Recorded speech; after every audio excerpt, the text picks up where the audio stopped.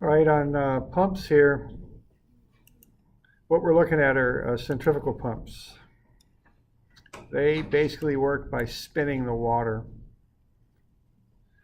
So what pumps do is they create pressure and flow. And they have a certain amount of energy that is delivered to them, or power, I guess, and the power splits between those two things. So, keep that in mind. If you've got a certain amount of power available, you can get a certain amount of pressure and a certain amount of flow. If you want to have the pressure to go up, the flow is going to go down.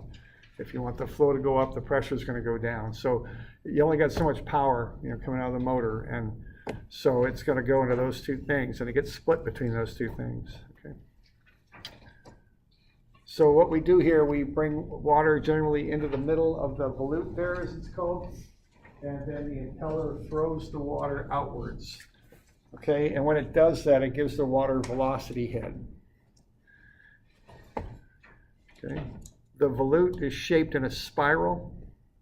So as the impeller throws the water out, what happens there is the area gets bigger for the water as it moves around. And so what happens then is the water slows down. So that energy that was put into the water as velocity head changes into pressure, and that's what you have going into your piping system. Okay, so there's a closed impeller there used for clean water, much more efficient, but clogs much easier. An open impeller is shown there, and that's used for wastewater, much less efficient, but doesn't clog. Okay. So the open impeller, I've seen wastewater pumps down around 50% efficient or less. So that's the price you pay for the fact it won't clog. Water pumps I've seen up in the 80s for efficiency, some even maybe into the 90s. Okay, so, all right. So the water enters at the center, exits out that top pipe. That's what's going on. Okay, if you ever rebuild one of these, just be sure you put the impeller in properly. The water's thrown to the outside of the impeller. It's not cupped. If it's cupped, it just won't flow very well, okay? So remember that. So really what makes this happen is the velocity head caused by the rim speed of the impeller. The faster the tip of the impeller moves, the greater the velocity. Now there's two ways to make the impeller move fast. One is to put a real high-speed motor on there and spin the impeller fast. But the other way to do it is put in a bigger impeller. Okay. So if you have if you have the same RPMs, the same speed, and let's say we've just got a disc that's rotating. Okay. Back in the old days, musicians used to put out these things called LPs. They were these flat discs. And on a turntable, you put a needle on there and get sound out of it. It was innovative at the time. No longer used, I know, but if you were to think of this and paint two dots on this record as it spins, even they're both dots are spinning at the same angular speed, but which one moves faster? The one closer to the needle, or the one closer to the pin in the middle, or the one further out? Yeah, it's going further every second, right? Because it's got to go in a bigger arc, okay? So the further from the center that point is for a constant angular velocity, the faster it spins, okay? So you can get that rim speed in two ways. You can just spin the heck out of a small impeller, or you can spin a larger impeller at a slower RPM, but the fact that the impeller is larger gets you a bigger radius out to the rim, and that will get you more speed that way, okay? So this is kind of the basics of it. So to get this rim speed, what you do is you take the RPM times 2 pi r. RPM means revolution per minute. A revolution is one spin of an object, okay? If you look at your car, you got a tachometer on that, and you've got the RPM shown there. As you step on the gas, the RPM goes, the tachometer goes up because you're spinning faster and faster. Okay, so that means a revolution per minute. One revolution of a circle is a circumference, and that's 2 pi r. Okay, so the rim speed is RPM times 2 pi r. Okay, so a small impeller spinning at a high RPM can have the same rim speed as a large impeller spinning at a lower RPM. All right. So, we could go ahead and run the numbers on this maybe just once for fun here. Often you want to get into feet. If we've got a 6-inch impeller, okay, what you've got then is their circumference is 1.57 feet.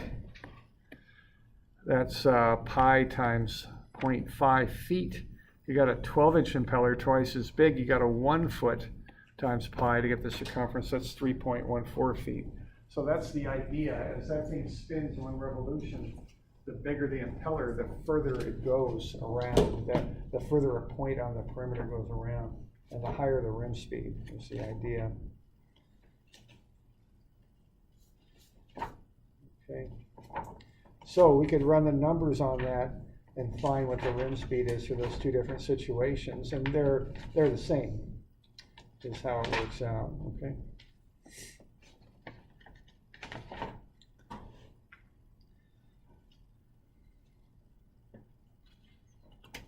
All right, so I'm on page 131. This is where I'm at. Okay, so if I've got a 6-inch impeller, what I would have then would be 3,500 RPM. And what that is revolutions per minute. That's an RPM. And then I'd multiply it by what 1 revolution is. So 1 revolution then is 1.57 feet. Okay. And the other one has half the speed but twice the diameter, so that'll all kind of come out in the wash.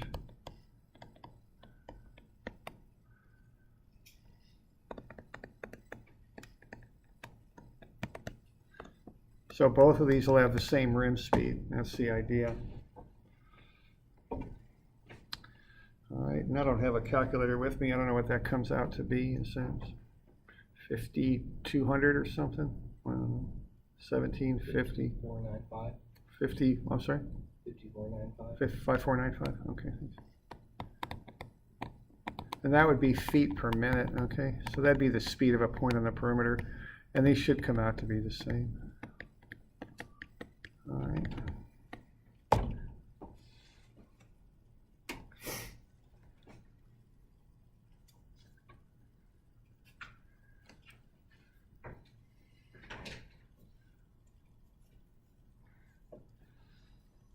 All right, so that's how you could calculate both of them, okay? Now, if you ever want to take rim speed and turn it into head, which is really what you generate with a pump, there's a formula there. We don't use that so much, but it's available. That's more of kind of a pump design formula than something that we would use. We've got some other tools to analyze pumps.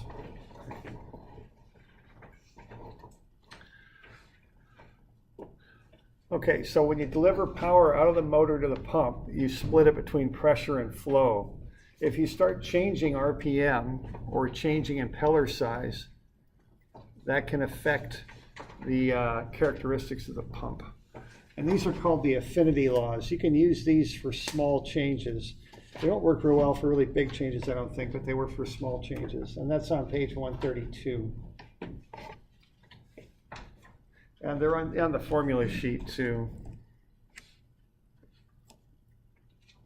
So you see the same effects by changing the diameter of the pump and changing the speed of the pump. By the diameter of the pump, I should say the diameter of the impeller.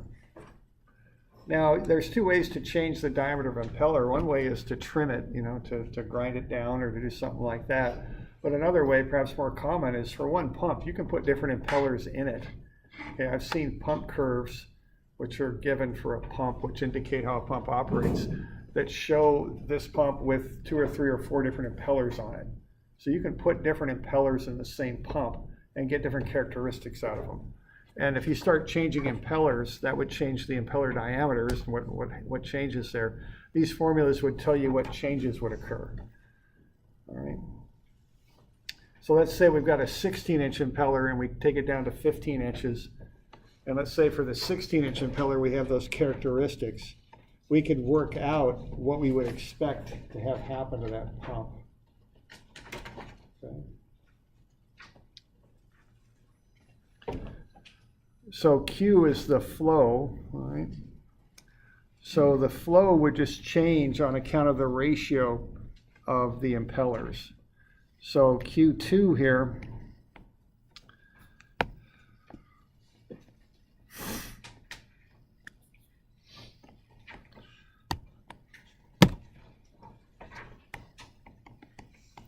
what that would be the initial flow of 4,000 gallons per minute times the ratio of the impellers. So 15 to 16 inches. And so what's going to happen is the flow is going to drop off a little bit to 3760 gallons per minute. Okay. Now the head, what happens with it, if you're generating 200 feet of energy with your pump, and you take that impeller from 16 down to 15, you take that ratio and you square it. So you take 15 over 16 and you square it. And that'll get you something on the order of about 0.88. And then what would happen there is you'd get 176 feet, okay, of energy. So instead of 200 generated by the pump, you're going to get 176 now. Now you might say, well, why would I want to do that? You know, why would I want to drop the flow and the head on the pump? Well, you might want to do it because you don't need that certain amount of flow, or you don't need that certain amount of pressure or head coming out of the pump. And see what you're going to get out of that, if you look at the results of making these changes, is if you needed 250 horsepower for that 16-inch impeller, if you take 15 over 16 inches cubed now, what you're going to see is you're only going to need 206 horsepower now, okay?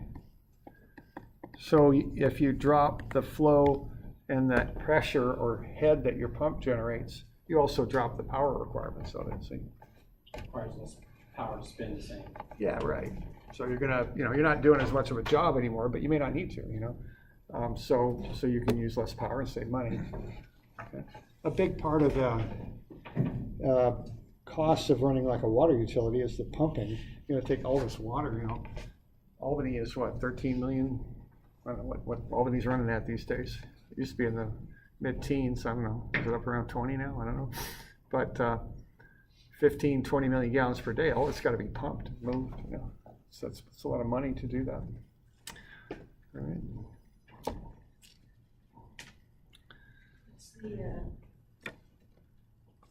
Comes with the benefit of sometimes being able to have variable speed motors. Yeah, right. There's fancier motors. I mean, we'll get into that, but a basic pump, you just turn it on and it goes. There's no governor, no control, no nothing. It just goes.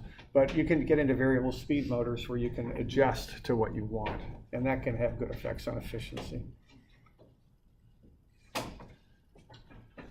All right, now you can set up more than one pump too in different configurations. Okay, you can put them in parallel or you can put them in series, one or the other. So parallels, like if you split the flow and run half the flow through each pump.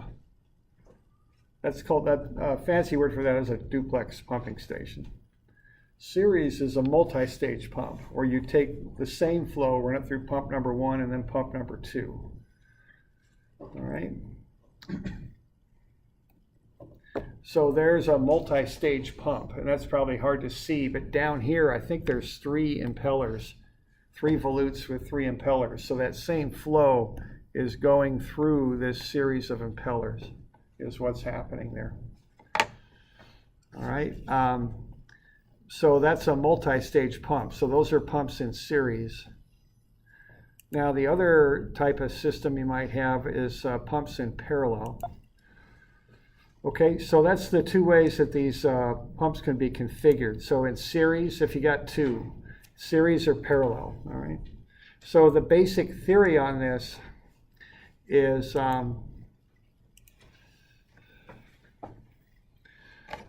okay, parallel pumps, the flow doubles and the pressure stays the same. That's the theory, okay? So you're pushing 2 sources into this one pipe. If the pumps are the same, which we're assuming they're both going to have the same pressure. So you're not increasing the pressure, you're increasing the flow. So theoretically you double the flow. if you got two pumps. But that's really theory, because when you start trying to push that much flow through one pipe, your head losses go way up. So you don't really, in truth, double the flow, but theoretically you do, okay? Now, series pumps, you get the same flow because you're pushing this flow right out the other side, and then that side next. But so you're not increasing the flow, but you double the pressure, okay? So pumps in parallel, you keep the same pressure, double the flow. Pumps in series, you keep the same flow, but you double the pressure. Okay, that's the idea. Okay. So you guys good with that? Questions? Okay, now we got some terminology that we use with this.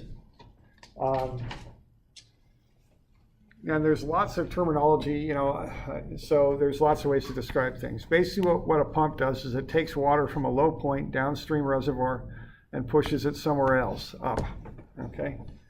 So you can call this side the inlet side, because this is where the water enters the pump from. You could also call it the suction side or the low pressure side. The upstream side is the outlet side, the discharge side or the high pressure side, because the pump gives pressure to the water, okay? So that's the terminology there that's used. Now, pumps are set up in two different basic ways. Static lift, the pump lifts water out of the downstream reservoir. That's like an irrigation pump. If you ever float any of the rivers around here, the Santiam or something, or the Willamette, you'll probably see some of these. They like their pumps up on the bank where they're dry, you know, because they're not meant to be submerged. Then they got an inlet pipe that goes into the river, okay? That's one way to set them up. So there we go. So see, they don't want to make a submersible pump. They're more expensive. So they've got a pump that isn't meant to be submerged up there. Then they've got a pipe that goes down into the river there. Then you got the outlet pipe there. So they're going to create suction in the pump, pull the water up out of the river, and then push it through this pipe, okay? That's static lift, because you're lifting the water up out of the source, okay? So schematically, that would be this one right here, okay? Lifting the water. Now, a lot of times it's preferable to have a submersible pump, okay? And that's static head, okay? And what you're doing there is you've got a pump in a wet well. The water comes in and just builds up in the wet well, and that creates positive pressure. So that's going to push the water into the pump, which is really kind of the preferable setup, okay? And then you can pump out of that some, okay? Now the downside of that is you got to have a pump that's designed to do that. So basically you got to have everything sealed up top. Obviously you can't get the electric motor wet, okay? So that requires seals and stuff like that, okay? So those are the two ways to set that up. So the pump doesn't have to work as hard because the pressure is kind of... Yeah, well, yeah, right. The idea here is, yeah, you've got water pushing into the pump. So you don't really need to get the water into the pump. You just have to push it out, okay? And see, when you are doing this, when you're in a static lift situation, what you're doing in the pump is you're creating a vacuum, okay?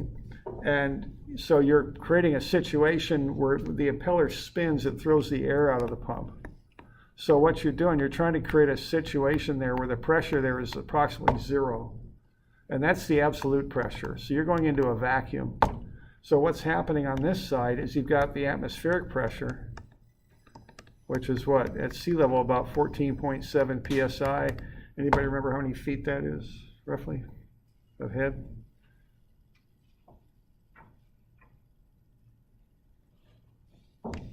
$34, okay. Okay, so, yeah, so what's happening there is you push the water up the inlet piping into the pump. So when you start lifting the pump away from that inlet reservoir, you're limited by this number. You can't lift it any higher than 34 feet. And theoretically, in reality, you're down in the mid-20s somewhere.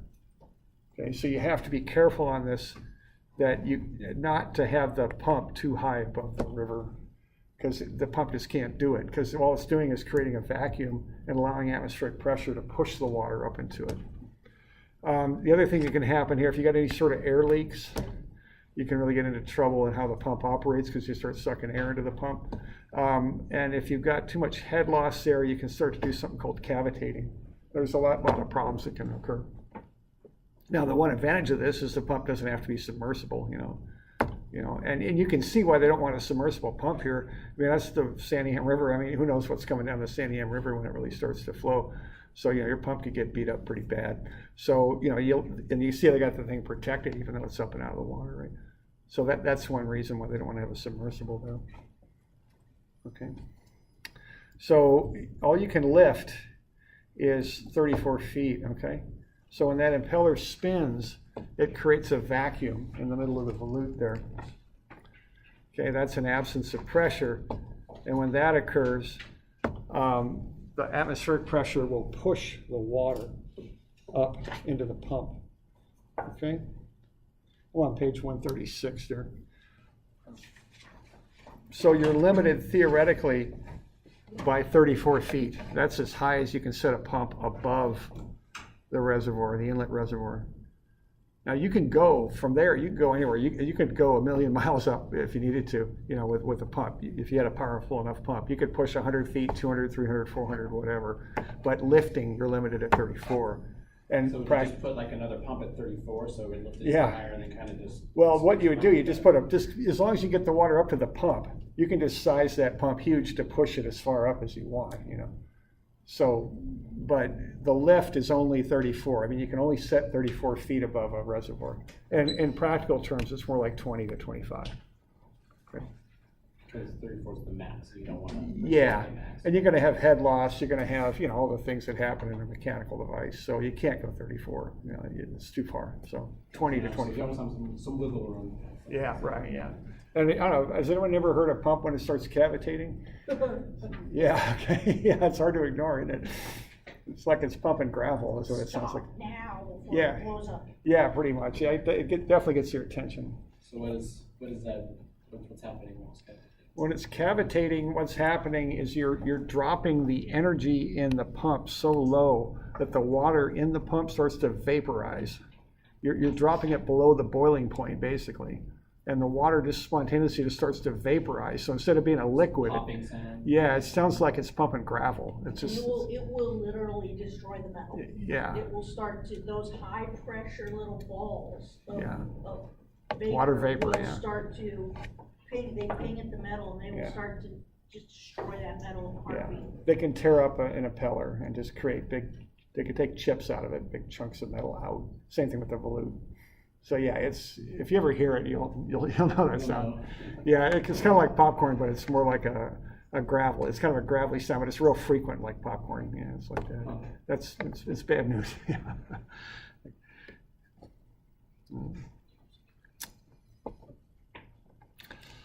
All right. So that's the different ways you can set these pumps up.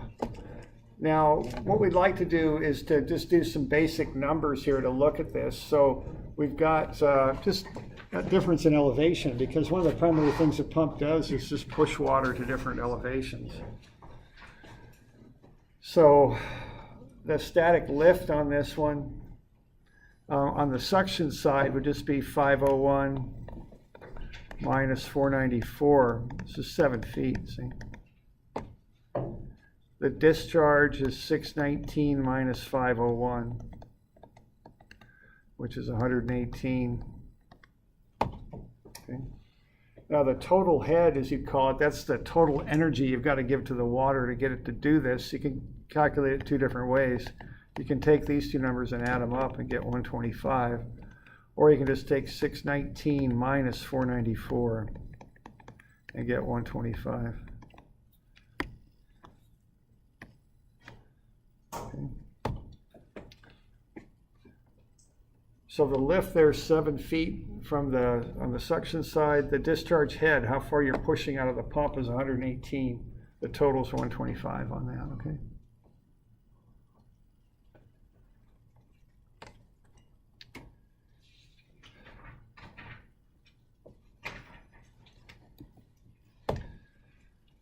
Okay, this submersible here, this static head situation here, what you've got is you got 642 minus 622. It's 20 feet. But on the other side, you're pushing water out 56 feet. Okay, so you got 20 feet of water pushing in, 56 out. So the total static head here is 678 minus 642, 36, which is also 56 minus 20. Okay, calculate that two ways. The idea is the water will find its own level even without a pump right there at 642. It doesn't need the pump to get to 642. So it's just got to go 36 more. So the pump there is pushing 36 feet. And that's called static. The term there means static is static. It means it's not flowing. Okay.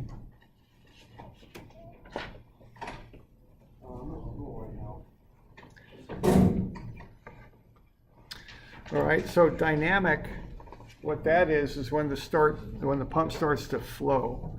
So when you start pushing the water through the pumping system, you have to consider both how high you got to lift the water, but also the friction loss as the water flows through the system. Okay. So the total dynamic head, as it's called, that's the total energy the pump has to develop to move the water from one reservoir to the other. It includes both how high it has to lift the water, but also the friction loss it has to overcome. So you find the friction, the head loss, and you just add it to how high you're lifting the water. Okay, so that's called the total dynamic head there, TDH.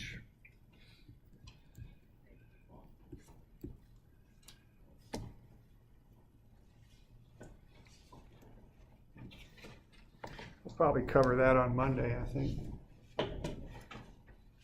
Okay.